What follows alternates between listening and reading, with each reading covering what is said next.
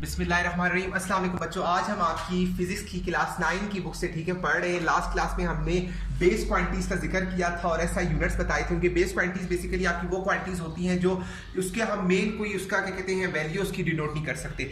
वो दो क्वांटिटीज को हम मल्टीप्लाई करके डिवाइड करके या कुछ समथिंग कोई भी उसको तरीका निकाल के हम उसको वैल्यू निकाल सकते हैं, लेकिन वो भी बेस क्वांटिटी नहीं है। ड्राइव क्वांटिटीज वो क्वांटिटी होती है जिसको हम शुरू से लास्ट तक ड्राइव करके जो हमारे पास उसकी वैल्यू आ जाती है। सो बेसिकली वो क्वांटिटीज जिसको हम ड्राइव करते हैं वो बेसिकली ड्राइव क्वांटिटीज है।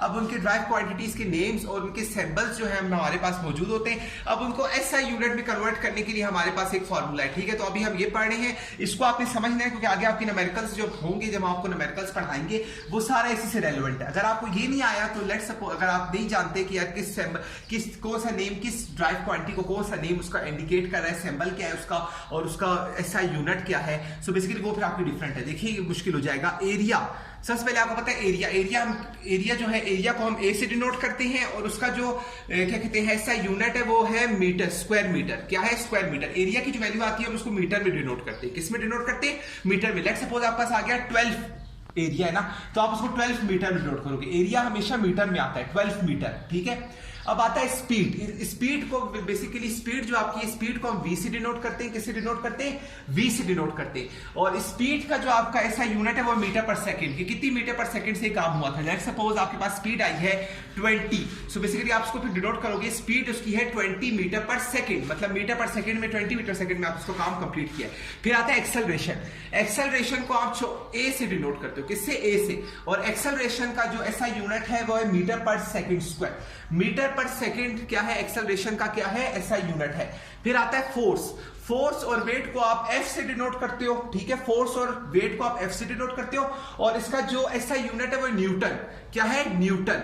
फोर्स को आप एन से डिनोट करोगे और जो वेट है उसका जो आंसर आता है उसको आप केजी में करते हो। जैसे वेट आपका है 20 केजी, तो बेसिकली यदि कहते हैं वेट इसका 20 केजी है, 10 केजी है, तो उसका ये ऐसा यूनिट केजी में है, ठीक है। फिर आता है प्रेशर। प्रेशर को आप पी से डिनोट करते हो और प्रेशर का जो नेम है वो पास्कल, ठीक है। इसका ऐसा यूनिट जो है पास्कल है और पास्कल को आप नैनोमीटर और पीए से आप डिनोट करते हो। फिर आता है वर्क एंड एनर्जी। वर्क और एंड एनर्जी को आप डब्ल्यू से डिनोट करते हो और जूल जो है इसका ऐसा यूनिट है। वर्क एंड एनर्जी का जो ऐसा यूनिट है वो है जूल। तो जे और नैनोमीटर इसको क्या कहते हैं, इसको रिप्रेजेंट करते हो। फिर आता है पावर। पावर का जो सिंबल है वो है पी। पावर का सिंबल क्या है? पी। और पावर का जो ऐसा यूनिट है वो जूल पर सेकंड। क्या है? जूल पर सेकंड। फिर आता है चार्ज।